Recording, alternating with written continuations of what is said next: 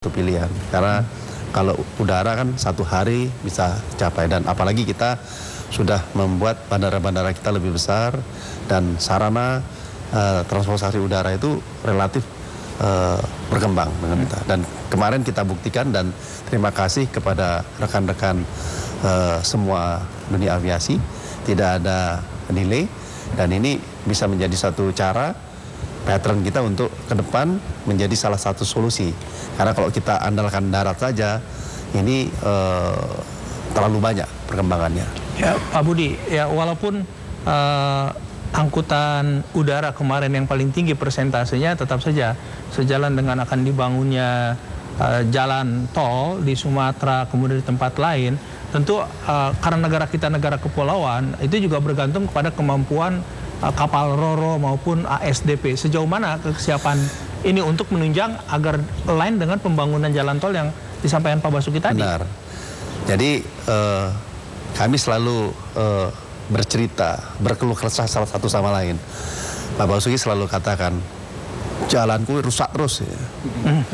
Gara-gara, oleh karenanya saya memiliki atau berkeinginan Ro-Ro itu jalan. Ro-Ro itu jalan juga, bisa jalan dengan fasilitas yang relatif sudah ada. Jalan, laut kan nggak perlu bangun. Tapi ada satu hal yang mesti ada, yang harus kita lakukan, pembatasan beban, ya, jembatan timbang. Nah, saya akan kerjasama dengan Pak Basuki.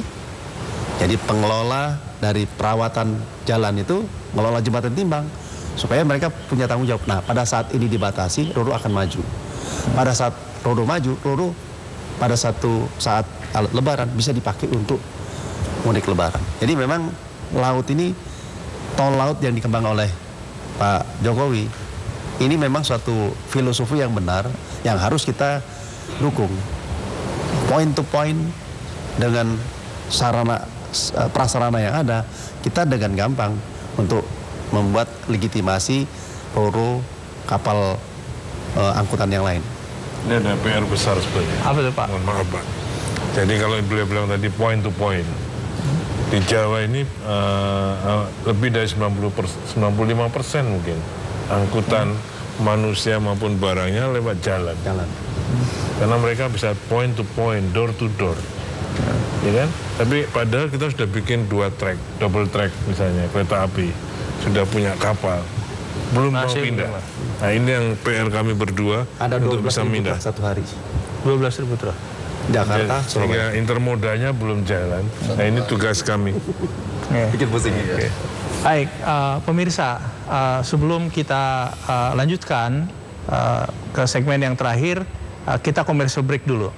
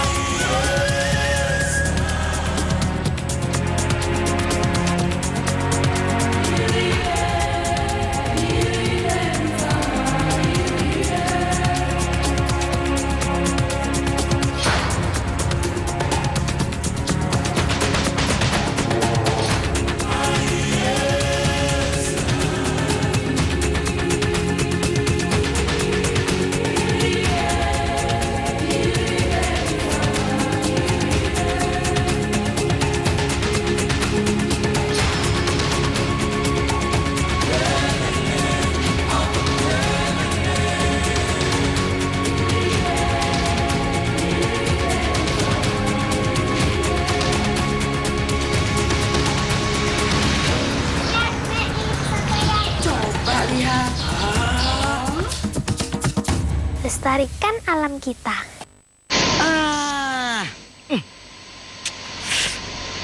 Gambarnya jangkrik. Ya, TV-nya masih analog ya? Ganti dong ke digital. Digital? Ya, digital. Tinggal install set-top box, gambar tajam, channel banyak, tanpa iuran bulanan. Hey, gimana? Bagus kan? Gambarnya jangkrik. Hah? Sambut era digital dan nikmati kesempurnaan gambarnya. Dipersembahkan oleh Kominfo dan TVRI.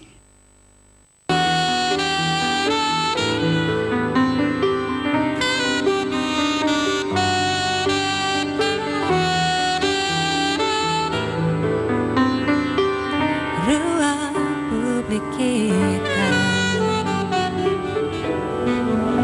Pemirsa, kita kembali ke ruang publik kita, evaluasi dari mudik bareng Guyub Rukun.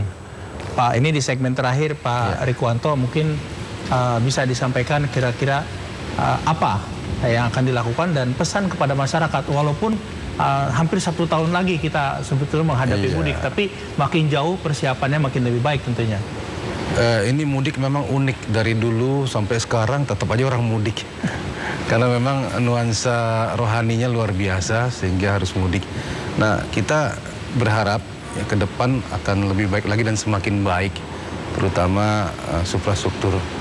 Tapi memang masyarakat ini menjadi poin yang paling penting.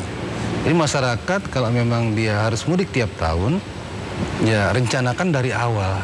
Saya akan gunakan apa? Kendaraan pribadi, kemudian kereta api, pesawat udara, kapal laut, atau ikut Guyub Rukun jauh-jauh hari.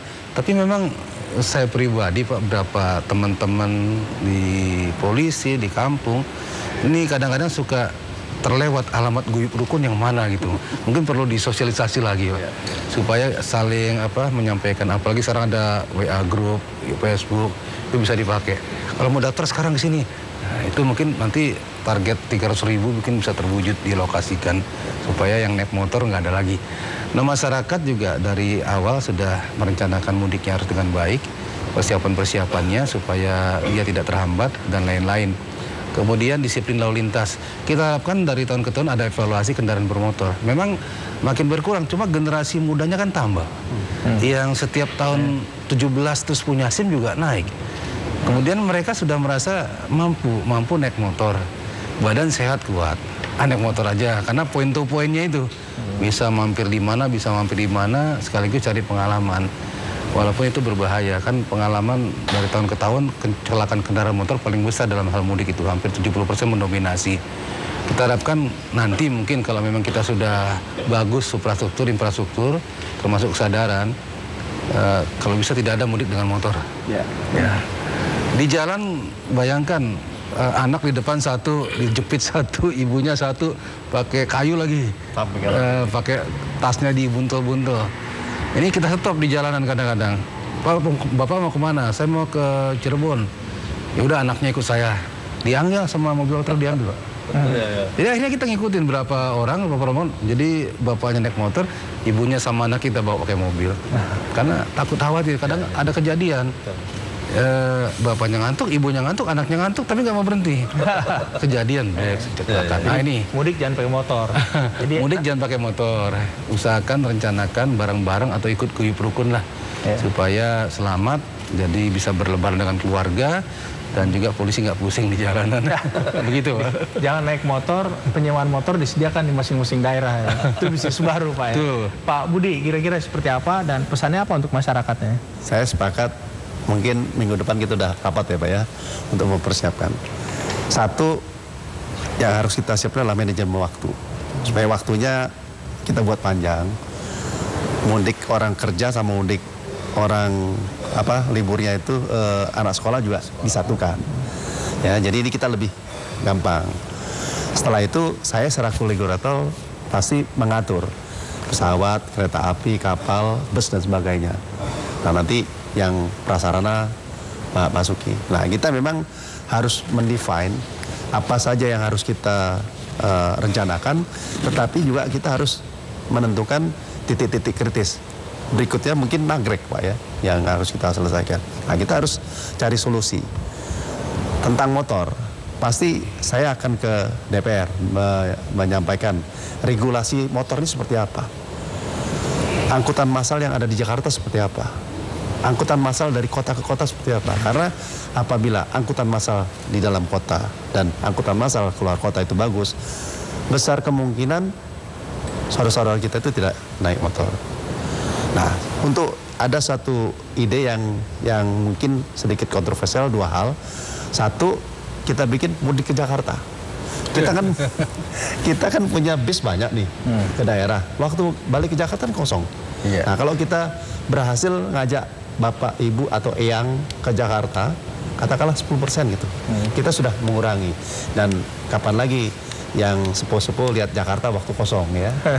Yang kedua seperti Bapak, Pak.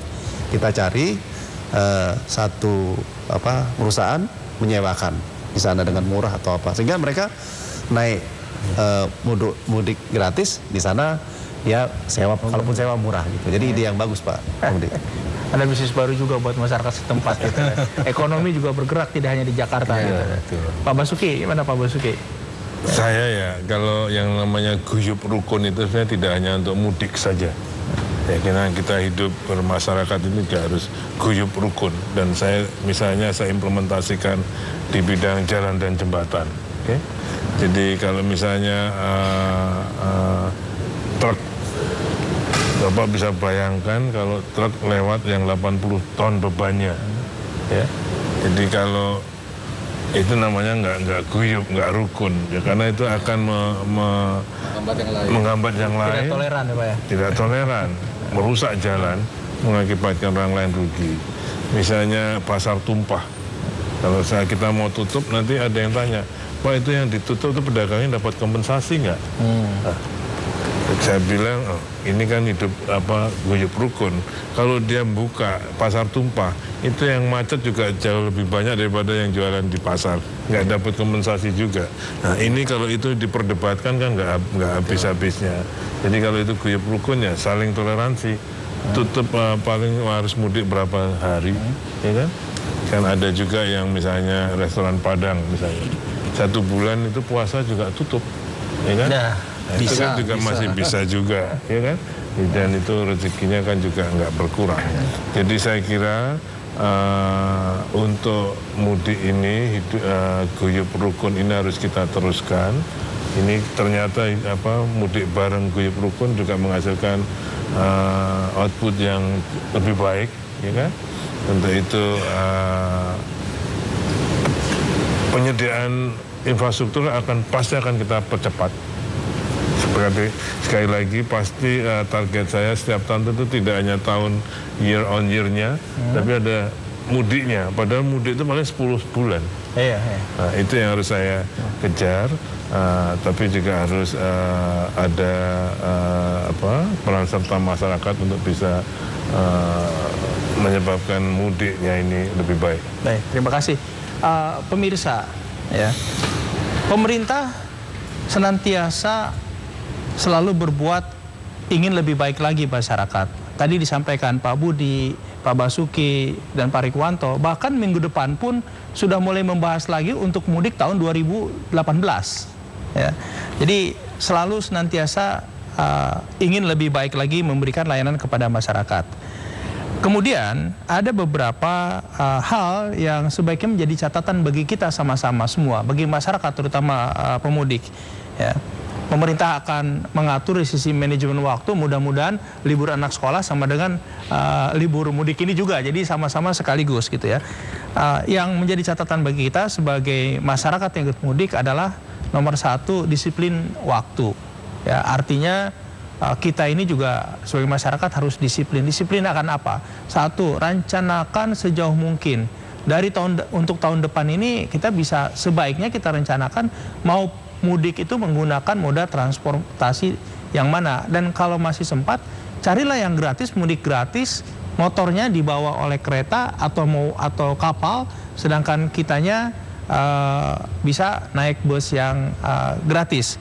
Kemudian juga pemerintah seolah-olah ini masyarakat melihat mudik ini adalah urusannya di Jawa saja, ternyata tidak di Jawa saja. Tadi Pak Budi sampaikan bahwa kurang lebih 60% di Jawa dan 40% di luar Jawa. Karenanya Pak Basuki membangun infrastruktur jalan tol untuk menyambungkan Jawa dengan luar Jawa, dengan khususnya dengan Sumatera. Kembali kepada disiplin kita adalah toleransi. Toleransi adalah juga saling menghormati dengan yang lain. Misalkan kalau berhenti di rest area, kalau tidak perlu tidak usah berhenti di rest area. Kalau berhenti di rest area, kalau membeli sesuatu usahakan yang take aways, yang tidak berhenti, turun semua, pesan semua, makan di situ semua, bayar itu di situ semua. Saudara pemirsa semua dimanapun berada, demikianlah bincang kita hari ini di ruang publik kita yang mengevaluasi mudik tahun 2017 yang diberi branding mudik bareng guyub rukun. Insya Allah kita akan menikmati mudik tahun 2018 dengan lebih nyaman berkat dukungan dari bapak-bapak semua, dan mudah-mudahan suatu saat bapak-bapak ini bisa cuti juga selama mudik, Pak. Wassalamualaikum warahmatullahi wabarakatuh.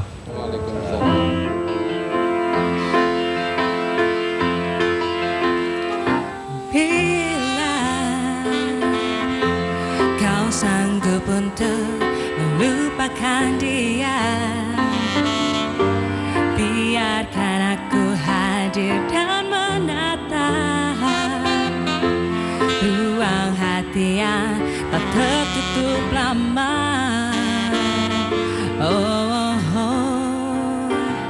Jika kau masih ragu untuk menerima, biarkan hati kecilmu bicara, dan aku yakin kan datang saatnya.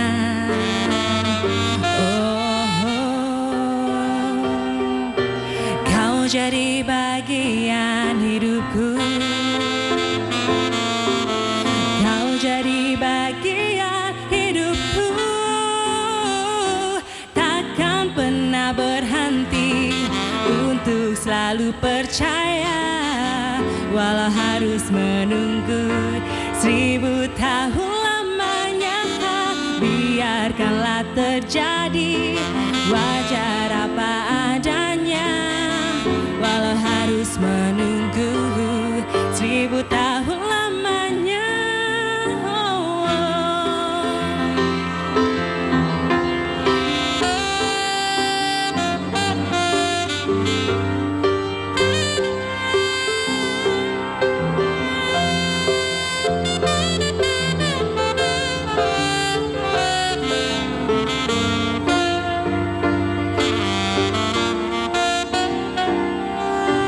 Kau jadi bagian hidupku,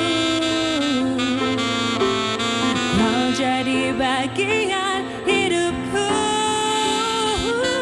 takkan pernah berhenti untuk selalu percaya, walau harus menunggu 1000 tahun lamanya. Biarkanlah terjadi, wajar apa adanya, walau harus menunggu 1000 tahun lamanya.